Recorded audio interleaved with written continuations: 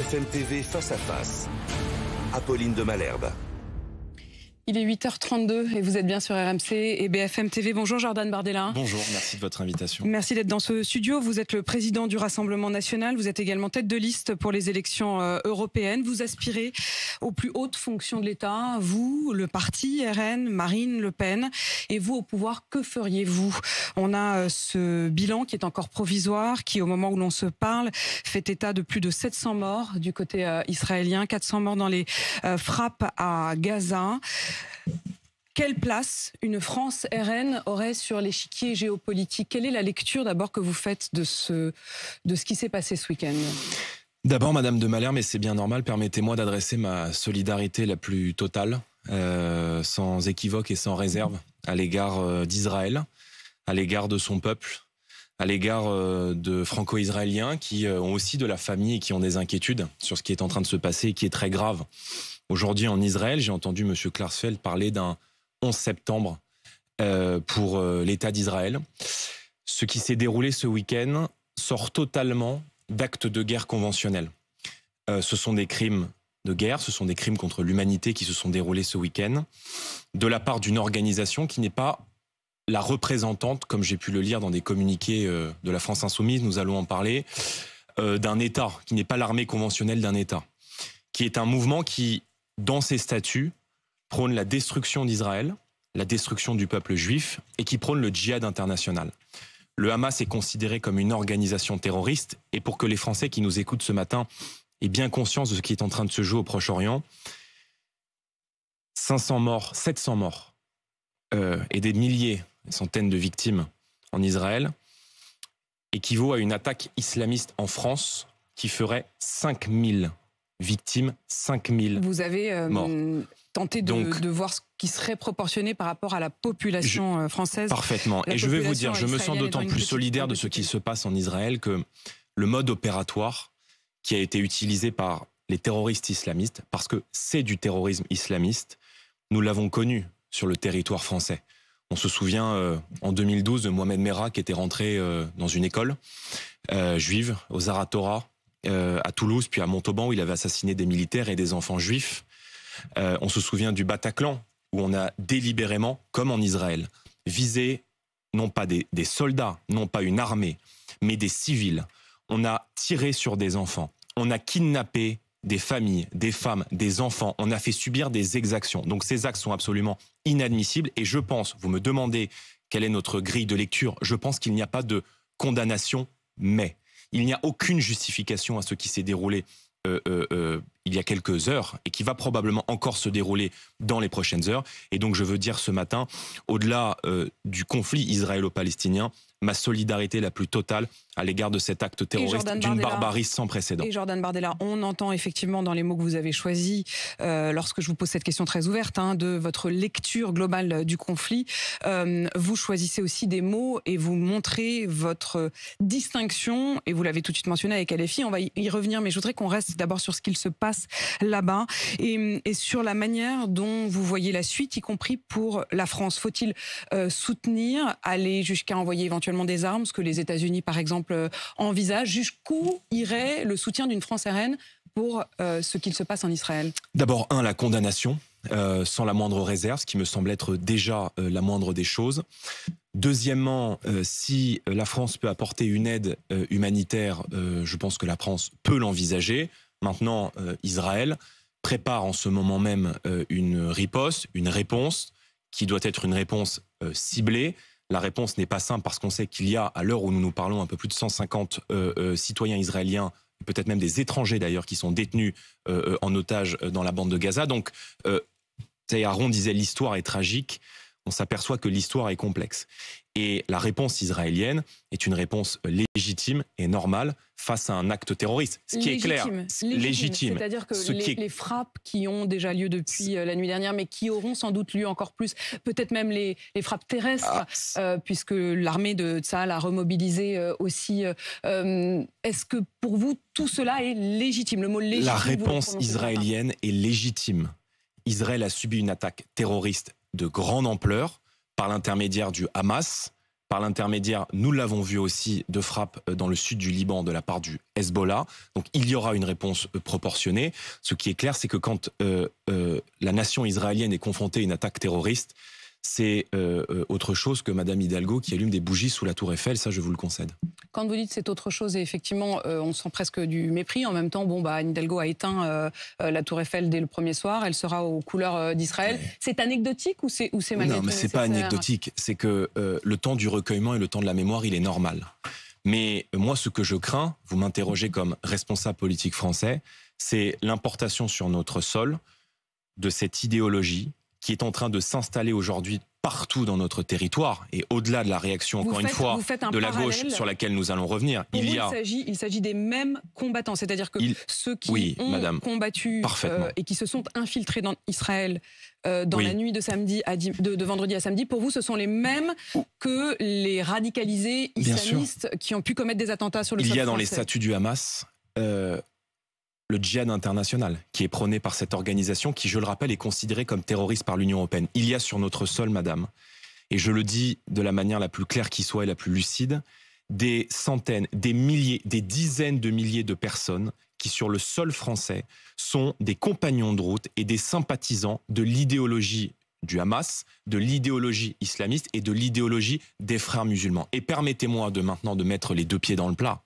Je suis accablé ce matin de voir que la condamnation du terrorisme islamiste ne fait plus l'unanimité dans la société française et qu'elle ne fait plus l'unanimité chez certains partis politiques. Vous l'avez vu, ça a été dit, ça a été commenté, le communiqué de la France insoumise, qui non seulement refuse de condamner les actes terroristes qui ont fait des dizaines de victimes, des enfants, des femmes, des civils, qui parlent du Hamas comme étant une force armée palestinienne, alors qu'on parle là d'un groupe terroriste qui est reconnu comme organisation terroriste par l'Union européenne. C'est non seulement indigne, un palier a été franchi, et je veux dire par là qu'en cautionnant de tels agissements, la France insoumise se fait depuis bien longtemps dans notre société la caution morale du terrorisme islamiste. Et ça n'a pas, madame, ça n'a pas commencé aujourd'hui.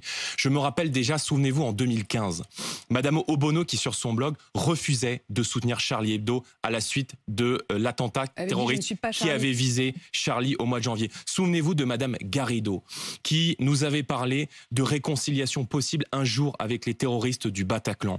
Regardez les tweets de Monsieur Mélenchon et de Messieurs Boyard, qui n'ont aucun mot de condamnation pour des exactions qui sont commises contre des populations civiles. Souvenez-vous, madame, de la France insoumise qui marchait il y a quelques mois encore dans cette marche de la honte en novembre 2020 avec les islamistes du CCIF. Contre ce qu'ils appellent l'islamophobie. Bien sûr, où on a hurlé Allah Akbar à 100 mètres du Bataclan, organisation qui depuis a été dissoute par le ministère de l'Intérieur. Jordan Bardella, on fait quoi maintenant? C'est-à-dire qu'est-ce que vous dites c'est un combat politique, c'est un débat politique? Est-ce que vous dites, comme certains, le maire de Reims dit, il faut lever l'immunité parlementaire de quelqu'un comme Louis Boyard pour pouvoir carrément aller sur un terrain juridique et condamner une forme de complicité? Je pense qu'il faut protéger le peuple français de toute résurgence de cette idéologie, soit par ses tenants et ses militants, nous en avons parlé, soit par ses soutiens, comme c'est le cas de la France insoumise. La question qu'on doit se poser avant d'agir, c'est qui défend aujourd'hui le terrorisme? Qui soutient ces actes aujourd'hui dans notre société? Il y a des mouvements politiques qui les soutiennent. On a vu le communiqué du NPA qui fait par cette occasion de l'apologie de terrorisme, et des dizaines et des milliers de personnes qui se font les relais et les compagnons de route de cette idéologie. Donc, pour vous répondre très clairement, je pense qu'il faut judiciariser toute forme d'apologie de terrorisme dans notre société. Je pense que le parquet doit systématiquement poursuivre ce type de déclaration, pas seulement sur des mouvements politiques, mais aussi sur des gens qui, dans notre société, partagent cette idéologie. Il faut traquer les auteurs de ces propos et les judiciariser derrière. Vous avez vu ce que titrait Le Figaro il y a quelques jours. La menace islamiste continue de planer sur notre société. Donc, c'est en ce moment même dit d'ailleurs Gérald Darmanin, et M. Lerner, le patron des services secrets français, qui dit régulièrement devoir tenter de débusquer effectivement ces menaces. Oui, mais Jordan Bardella, on les a débusqués, on fait quoi, madame? Justement, je vous pose la question à vous. D'abord, on judiciarise. C'est ce que je viens de vous demander. Deuxièmement, on mène une guerre contre le fondamentalisme islamiste. Précisément parce que le fondamentalisme islamiste, dans notre société, contre l'Occident, en France, en Israël, comme partout aujourd'hui en Europe, nous a déclaré une guerre. Il y a 4000, soyons très concrets, il y a 4500 individus fichés S pour radicalisation qui sont étrangers sur le sol français. Il faut les expulser. Expulser de potentielles bombes humaines, c'est protéger le peuple français. Et croyez-moi, lorsque nous serons au pouvoir, je n'aurai pas la main qui tremble. Deuxièmement, madame, il faut dissoudre aujourd'hui toutes les organisations dans notre société, organisations islamistes, celles qui ont notamment refusé de signer la charte de la laïcité et qui bénéficient d'une impunité aujourd'hui administrative. Avait demandé la dissolution d'un groupe en France qui soutient la Fosse aux Lions, qui sont des combattants pro-palestiniens, qui ont tenté d'organiser une manifestation aujourd'hui à Lyon, qui est une manifestation qui a été interdite. Pour autant, cette dissolution a été cassée par le Conseil d'État. Vous avez raison. Il faut faire évoluer notre droit, et c'est la raison pour laquelle nous avions proposé, sous le quinquennat précédent, Marine Le Pen l'avait porté durant la campagne présidentielle, une loi à faire voter par l'Assemblée nationale qui est rédigée contre toutes les manifestations politique, administratif, militante de l'idéologie islamiste dans notre société. Il n'en reste pas moins qu'il y a des associations aujourd'hui. On se souvient des miligorus turcs. Vous avez vu le soutien de M. Erdogan et de la présidence turque à l'action du Hamas contre Israël. Cette organisation qui agit aujourd'hui partout en banlieue et en France, le miligorus, a refusé de signer la charte de la laïcité. Elle doit être dissoute. C'est vrai. Le Qatar, Jordan Bardella, quand on voit que le Qatar verse jusqu'à environ 30 millions par mois à la bande de Gaza, alors officiellement c'est pour aider la population, mais ça passe évidemment par le Hamas qui dirige la bande de Gaza. Est-ce que le Qatar, qui est extrêmement présent en France, doit être exclu de tous les investissements, par exemple? Est-ce qu'il faut aller jusqu'à ce genre d'action diplomatique? Madame, depuis 2011, le Front National, avant le Rassemblement National, dénonce l'influence croissante du Qatar dans notre société en exigeant un renforcement des contrôles et notamment des financements qui sont délivrés par un certain nombre de pétromonarchies dans les banlieues françaises. Je vous rappelle qu'il y a des dirigeants du Front National qui, à l'époque, avaient été poursuivis par le Qatar. C'est aussi vrai d'ailleurs avec l'Iran. On le sait, et vous avez raison de le rappeler, le Qatar comme l'Iran sont à l'origine, en tout cas financièrement parlant, bien plus qu'idéologiquement, de ce qui est en train de se passer aujourd'hui, parce qu'ils ont financé en grande partie le matériel de guerre qu'utilisent les terroristes du Hamas pour abattre des civils. Quand je vous écoute, et vous avez prononcé le nom de votre parti, le Front National, de votre parti avant qu'il ne devienne le Rassemblement National, depuis le début de cette interview, je suis frappée par le soutien inconditionnel que vous faites au peuple d'Israël, et vous dites également aux Juifs en France. Vous faites mention de Mohamed Merah, des victimes en France du terrorisme islamiste. Et j'essaye de me mettre à la place de Français de confession juive qui vous écoutent aujourd'hui, qui se disent: il nous soutient, il nous comprend aujourd'hui, il est à 100% à nos côtés, et qui en même temps savent que vous êtes à la tête du RN, qui était avant le FN, qui est le FN des fournées de l'histoire, du détail de l'histoire. Est-ce que vous vous rendez compte du cas de conscience que vous devez leur poser? Madame, vous me parlez d'une période, non seulement que je n'ai pas connue, mais en plus que je n'ai pas connue parce que je n'étais pas né. Donc vous avez devant vous, effectivement, le président du Rassemblement National qui défend tous les Français, quelle que soit leur origine, quelle que soit leur religion, face à l'idéologie islamiste. Il y a eu dans les attentats que nous avons connus en France des victimes qui étaient chrétiennes, catholiques, musulmanes et de confession juive. Et moi, je défends tous les Français sans aucune autre distinction que celle de l'appartenance à la communauté nationale. Le Rassemblement National est, je le crois aujourd'hui, pour beaucoup de Français de confession juive, un bouclier face à l'idéologie islamiste. Et croyez-moi, il y a beaucoup de Français de confession juive qui comprennent parfaitement le sens de mon message, qui aiment éperdument la France, qui aujourd'hui sont en train de quitter les quartiers dans lesquels moi j'ai grandi. Vous voyez, moi j'ai grandi en Seine-Saint-Denis et je peux vous dire qu'il y a beaucoup de Français de confession juive qui ont quitté ce département précisément parce qu'ils ne s'y sentaient plus en sécurité et que porter la kippa aujourd'hui dans une ville de Seine-Saint-Denis, c'est vécu par beaucoup de militants islamistes comme un affront qui vaut à ceux qui la portent des menaces de mort. Donc nous avons un ennemi aujourd'hui qui est l'idéologie islamiste, qui est le fondamentalisme islamiste, qui a tué plusieurs centaines de Français sur notre sol en Europe et qui tue aussi au Proche et au Moyen-Orient. Et cet ennemi, nous devons le combattre de toutes nos forces. Et pour cela, il faut que le pays soit uni. Et moi, je crois dans l'unité de notre pays face à la menace terroriste, parce que pour vaincre l'idéologie islamiste, nous aurons besoin que tous les Français se rassemblent, soient unis et soient aux côtés d'un État fort, ferme et autoritaire. Vous avez dit que la menace terroriste était élevée en France. Est-ce que vous avez des relais parmi les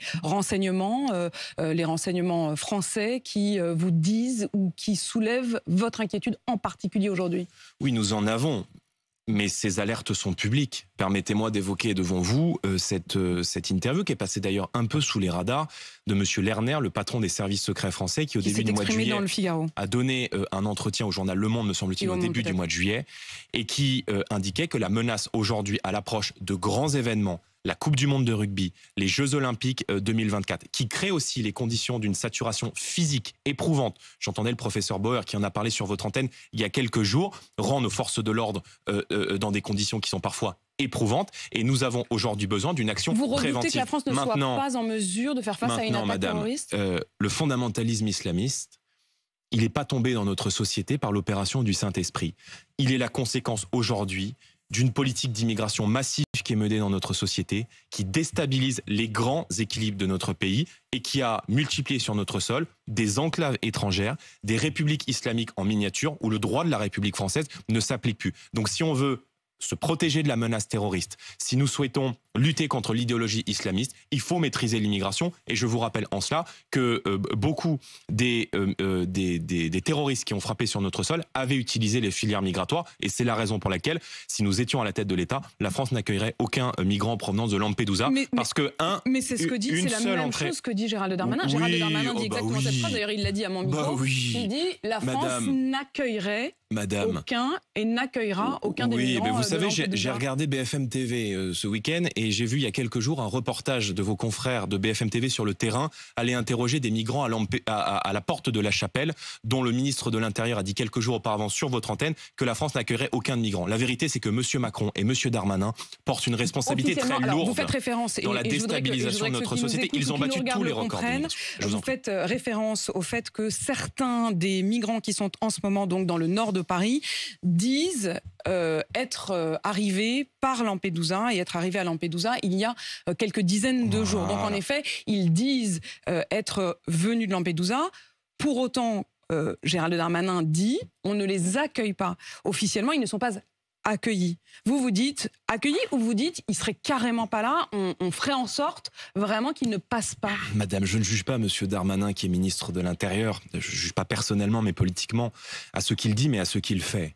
Et le ministre de l'Intérieur comme le président de la République ont battu depuis 2017 tous les records d'immigration. Record de titres de séjour légaux, 265 000 par an. Record de présence du nombre de clandestins sur notre sol, près de 900 000 d'après M. Stefanini, qui est spécialiste de la question de l'immigration, sans compter les demandeurs d'asile qui ne sont pas déboutés et les mineurs étrangers non accompagnés. Stefanini, pourquoi ?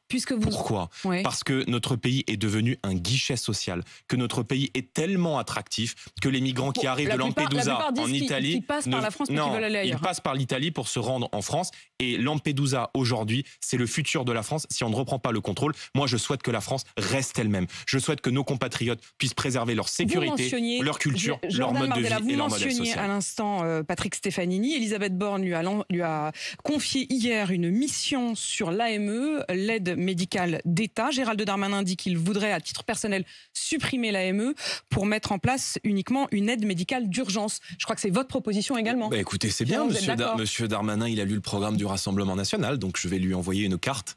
Et s'il souhaite mettre en œuvre cette proposition, nous l'y aiderons, bien sûr. Vous êtes effectivement pour la suppression de l'AME. Mais madame, il y a dans notre pays un Français sur 3. Alors l'AME, pour que les gens qui nous écoutent comprennent, c'est les soins, toute la palette de soins gratuite offerte à un étranger qui vient sur le sol français sans aucune condition de ressources ou de conditions. C'est sous condition de ressources. Non, pas du tout. Vous arrivez sur le sol français. Il faut être sur le sol français depuis plus de 3 mois. Il faut ne pas avoir titre de séjour. 3 mois. Et en effet, c'est sous condition de ressources. 2-3 mois. Et c'est renouvelable tous les ans. Sauf qu'il y a des millions de Français aujourd'hui dans notre société, notamment des personnes âgées, qui eux sont en France depuis 1000 ans et qui précisément n'arrivent plus à se soigner parce que le reste à charge est trop important dans notre société. Donc moi je pense que la France n'est ni un guichet social ni un hall de gare et que la solidarité nationale, elle doit être réservée aux Français. Je n'ai aucune croyance dans la capacité et la volonté du ministre de l'Intérieur de maîtriser l'immigration. Je crois que le seul moyen et le seul biais pour maîtriser l'immigration en France, c'est de mettre le Rassemblement national au pouvoir. Est-ce que vous diriez, Jordan Bardella, que les Juifs en France sont en danger aujourd'hui?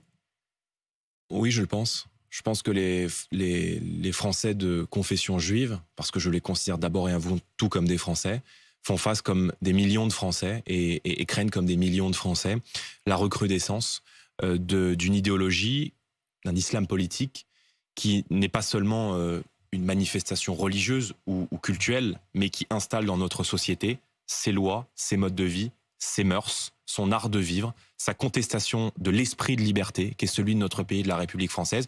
Moi, je ne l'accepte pas. Je souhaite que la République française puisse rester la République française et que la France puisse rester la France. Jordan Bardella, président du Rassemblement national, tête de liste aux élections européennes. Merci d'avoir répondu à mes questions. Il est 8h52 sur RMC BFM TV.